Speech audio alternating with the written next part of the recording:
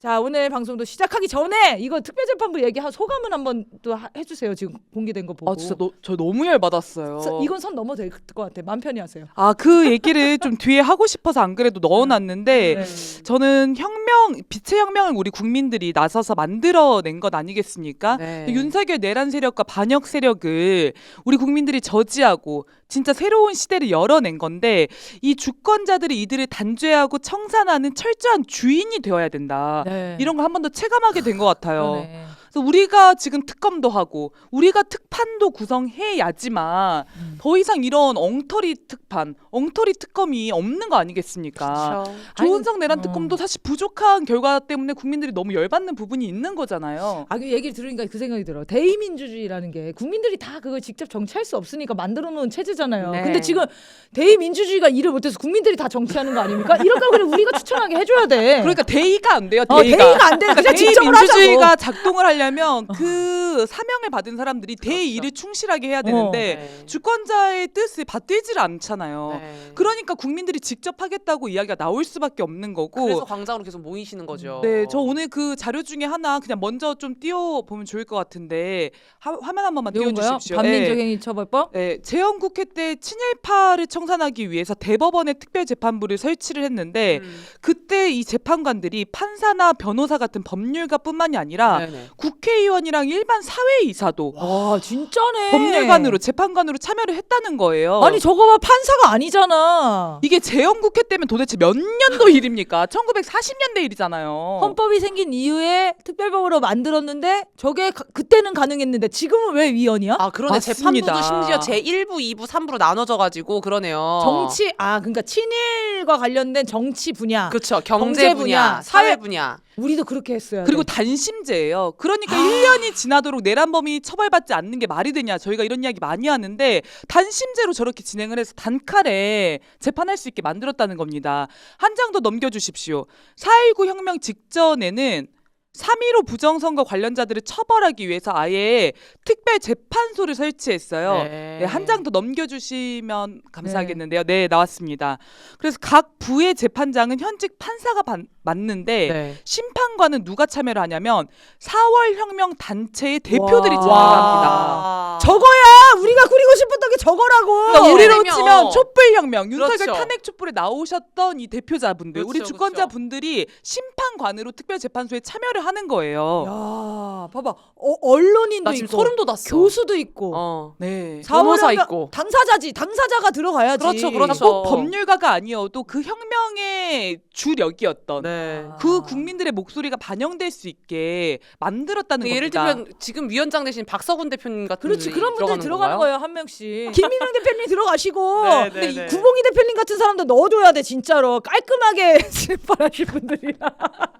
그런데 이 과정도 보면은 그때 장면 내각이 3.15 부정선거 관련해서 기존법으로 처벌을 하려고 했는데 너무 미온적으로 처벌을 한 거예요. 네. 그러니까 무죄가 나오거나 형량이 났거나 그래서 별도의 특별재판소를 설치하라고 4.19 혁명의 주력이었던 학생들이 네. 의사당을 점거해가지고 특별재판소를 새로 만들어낸 겁니다. 야, 그래서 봐봐. 4월 혁명 단체들을 넣은 거예요. 그 시대 되게 선진적이었다. 그러니까 지금 우리가 1940년대, 60년대보다도 후진적인 내란 특별재판부를 만들어야 되겠습니까? 우리가 좀 반성을 했어야 되네. 네. 의사당을 점거했어야 점거할 돼. 생각은 거기까지는 못했는데 많이 민주화가 됐다고 생각했는데 우리는 우리를 반성하게 되네. 대의 정치가 발전했다고 생각했거든요. 아니네 지금. 네, 민주당이 40년대, 60년대만큼 도 네. 대의 정치를 못 하고 있다면 진짜. 국민들의 지탄과 평가를 받을 수밖에 없는 거죠. 그러네요. 네, 아 네. 너무 명쾌. 아니, 내가 그래서 이 방송을 사랑해. 그러니까 너무 아, 명쾌하지. 명쾌. 방학진 실장님이 많이 이렇게 하신 방학진 실장님 박진 이야기 실장님과 또 다른 매력이 있어요. 다른 있어요. 매력이 맞아. 있어요. 똑같은 자꾸 얘기를 또 두 번씩 해야 되는 우상함 거예요. 위원장님 말 줄이라고 하지 마. 아, 근데 말은 좀 줄여야 돼.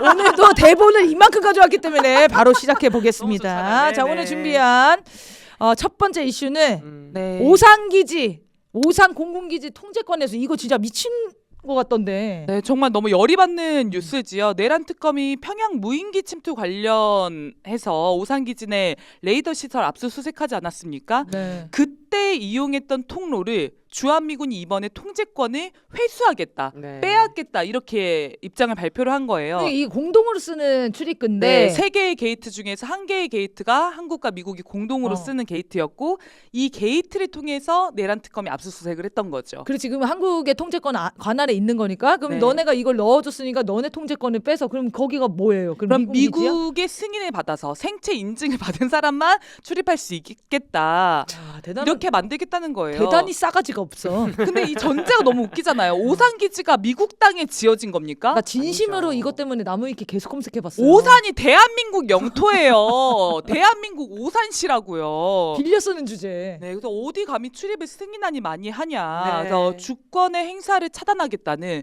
굉장히 오만방자한 선언이라고 생각하고요.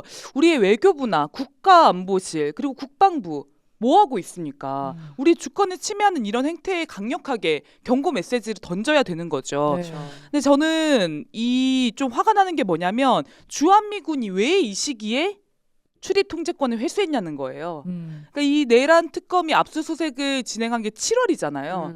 근데 주한미군 부사령관이 외교부에 항의 서한을 보낸 게 10월이었습니다. 네. 그리고 또 그로부터 2달이 지나서 통제권을 회수하는데 내란 청산의 중요 기로에 서 있을 때 정말 이대로 놔뒀다가는 내란과 외환에 대해서 죄를 철저히 묻게 되는 상황이 되겠구나 싶을 때 주한미군이 자꾸 나서는 느낌이 드는 겁니다. 그러네. 네, 이번에도 조희대 탄핵과 전담재판부 설치가 기로에 서 있고 조은석 내란 특검이 종료를 앞둔 시점 아니었습니까? 그럼 어떤 발표를 하느냐가 또 중요하게 되는 거잖아요. 근데 미국이 이럴 때 내란 청산을 의도적으로 방해할 요량으로 이 문제를 부각을 시킨 게 아니냐 굉장히 협박하는 의심이 거죠. 되는 거죠. 네. 협박을 하는 게 미국만 하는 게 아니라 내란 특검에 김건희도 계속 협박질을 하는 거라고 의심할 수밖에 없어. 왜냐면 김건희와 관련해서 어떻게 하나도 나오는 게 없어요? 그렇죠. 너무 황당하죠. 저는 김건희, 조희대, 미국 이렇게 내란 특검이 내란 청산의 성역에 선을 그어주면서 마무리를 지은 것 같아요. 우리가 건드릴 수 없는 성역 3가지를 언급해주겠다. 김건희, 조희대, 미국. 야, 정말. 예전에 그런 얘기 했었잖아. 김건희가 미국의 선이다. 네. 이런 얘기를 우리가 네. 예전에 방송에 다룬 적이 있었어요. 네. 근데 요 라인들을 보니까 그러니까 내란 특검에서 다루지 않은 그 분야의 라인들을 보니까 진짜로 이 내란을 획책한 자들 아닙니까? 노상원도 기획하고, 있고요. 구상한 사람들 딱 그런 머리들만 지금 빼낸 거예요. 실행자들, 집행자들, 걔네만 겉으로 잡혀간 드러난 거야. 사람들만 그것도 굉장히 미온적으로 처벌이 이루어지고 있는 거죠. 그러니까요. 구형 3년이 뭡니까? 아이씨, 이거 열받으니까 그 얘기하지 마. 다시 화나니까. 제가 지금 이제 화나는 걸 좀 주의하기 때문에. 그래서 조은석 특검이 발표하면서 뭐라고 했냐면 미국의 개입을 피하기 위해 미 대선 직후이자 정권 이양기인 시점을 노려서 12월 3일을 거사일로 잡았다. 이렇게 윤석열의 거사 시점을 분석을 했어요. 근데 저는 굉장히 불필요한 말이 들어가 있다고 생각하거든요. 네. 엄청 대변해주는 말이잖아요. 그러니까 미국의 말을. 미국은 이 문제에 개입하지 않았어. 그렇죠. 않게 윤석열이 움직인 거야. 음. 이런 식으로 미국과 윤석열을 분리시켜주는 발언을 하면서 미국의 변호인 노릇을 자처를 했다. 네. 굉장히 의심스러운 지금 상황이다 이런 생각이 듭니다. 근데 트럼프가 들어오든 바이든이 들어오든 주한미군이 바뀌어요? 아니, 대통령이 바뀐다고 이게 서로 정보가 보고가 안 되고 뭐 그렇습니까? 그럴 수가 없잖아. 노상원 수첩에도 적혀 있었다니까요. 네. D-2 미국이랑 어떻게 협조할 건지 그런 것들을 다 계획을 넣어놓고 미국의 개입을 피하기 위해서 12월 3일을 거사일로 잡았다? 말도 안 되는 소리입니다. 아니 근데 이 얘기를 수사 결과할 때 굳이 특검이 얘기 안 해도 되는 거란 말이야. 사실은. 그렇지 누군가는 그렇게 맞습니다. 짓거릴 수 있지. 그렇죠. 그리고 나서 그 다음에 또 한 말이 박정희 때도 전두환 때도 다 미국 대선 기간에 일부러 맞춰서 한 거다. 미국 개입 차단하려고 이렇게 얘기하잖아요. 그것도 사실은 말이 안 되는 일이거든요. 네. 박정희 5.16 쿠데타가 사실 미국과의 합작품이라고 하는 게 드러날 대로 드러난 사실 아닙니까? 네. 이거는 역사가 지나가면 무조건 드러나게 돼 있습니다. 미국의 중앙정보국장이 그냥 자백을 했어요. 내가 재임 중에 가장 성공한 해외 쿠데타가 대한민국 박정희 쿠데타다. 이런 이야기를 자백하지 않았습니까? 그리고 미 국무부의 문건으로도 당시에 드러났어요. 1961년부터 63년까지의 대외관계 문서에 따르면 CIA가 박정희가 쿠데타를 모의 중이라는 내용의 보고서를 8차례에 걸쳐서 작성을 했고 이걸 일자별로 내용을 요약해서 케네디 당시 대통령에게 직접 보고를 했다는 겁니다. 그럼 쿠데타 전의 상황을 미국은 이미 아주 상세하게 보고를 받고 있었다는 거죠. 네. 이게 12.12 전두환의 쿠데타 당시에도 확인이 된 사실 아닙니까? 그리고 5.16 쿠데타 당시에도 이 쿠데타를 진압할 수 있도록 미군에게 한국군 내지는 미군을 출동시켜달라 이런 요청이 있었어요. 네. 근데 이걸 묵살한 게 미군이었습니다. 그래놓고서 겉으로는 우리는 쿠데타 세력을 지지하는 게 아니라 현재의 장면 내각을 지지해 이런 입장을 밝혔죠. 네. 분리를 시키기 위해서. 근데 저는 그게 지금 윤석열 내란에서 미국이 보이는 모습과 완전히 일치하지 똑같죠, 않나. 미국의 내란 외환 사실 개입 사실을 밝혀야 된다 이런 얘기를 하는데 저희가 미국의 정보력 이야기 진짜 많이 말하지 않습니까? 미국이 대한민국 대통령실도 휴민트라고 하는 그 인간 간첩을 통해서 도청을 해왔다는 사실이잖아요.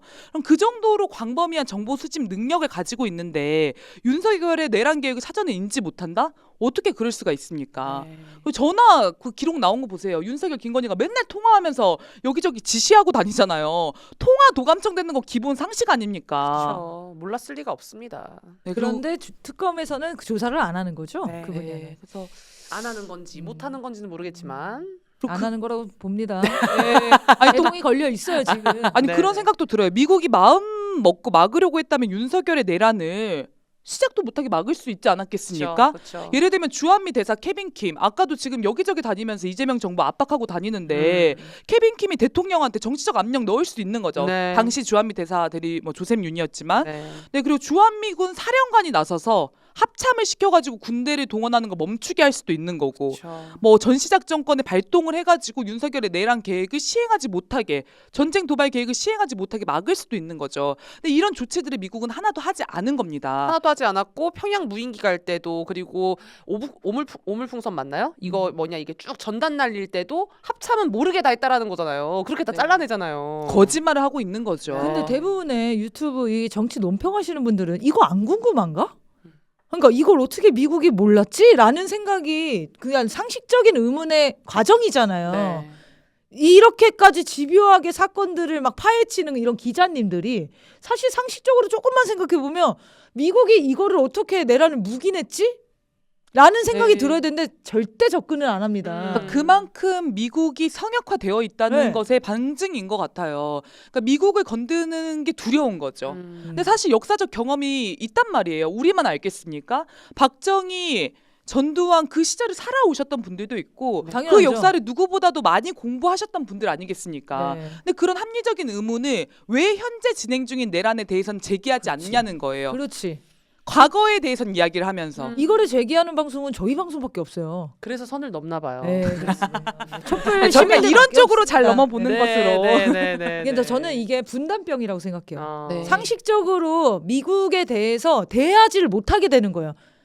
저는 의도적으로 미국을 제외하는 세력들도 있겠지만 무의식적으로 미국을 거부하는 그 심리 있지 않습니까? 공포의 발현이죠. 그렇죠. 미국이 두렵기 때문이지. 미국이 여기서 내란에 관여했다면 앞으로 미국이랑 절연해야 되는데 그러면 네. 어떡하지? 이렇게 연결되는 흐름이 우리나라 사람들은 1초 만에 형성이 된다는 거예요. 그래서 아예 미국이 차단해버릴 생각에. 맞습니다. 그래서 대한민국에서 민주주의를 진정으로 실현하는 데서 핵심은 자주를 실현하는 거라고 생각합니다. 자주 없이 민주가 없고 이 분단과 굴종의 벽을 넘어서지 못하면 진정한 국민 주권의 실현을 할 수가 없는 거죠. 한국 정치가 이 미국이라고 하는 성역을 언제까지 성역으로 남겨둘 것인가, 언제까지 그런 비극적이고 굴종적인 역사를 반복할 것인가 우리 국민들이 묻지 않을 수가 없습니다. 생각해보니까 미국도 그런 1초 만에 생각이 드는데 이번에 또 많이 깨진 게 윤석열이 내란을 저지를 때 북한이 생각보다 호전광이 아니네? 이런 것도 많이 깨진 것 같아요. 네, 그거 많이 그렇지 않아요? 깨졌지. 그래서 그거는 북한에 진짜 노벨상 줘야 된다는 이야기 네. 댓글로 굉장히 많이 나왔잖아요. 전 윤석열한테 그건 상 주고 싶은 사람이에요. 80년 동안 이 지독한 반부의식. 선을 넘네 넘어. 그런 부분에서는 죄송합니다. 너무 넘었다 그지? 그래서 미국이 이 내란 청산에 상당히 불안감을 가지고 있을 것 같아요. 네. 사실 내란 세력이 청산된다는 것은 미국의 민낯과 실체가 낱낱이 드러나는 것임 동시에 또 그쵸. 분단이 가리고 있었던 북한이라고 하는 남북이 잘 지낼 수 있는 네. 이런 것들을 또 직시하게 하는 거 아니겠습니까? 네. 네, 맞습니다. 그렇기 때문에 어떻게든 내란 외환 수사를 막으려 하는 것이다 이런 생각이 듭니다.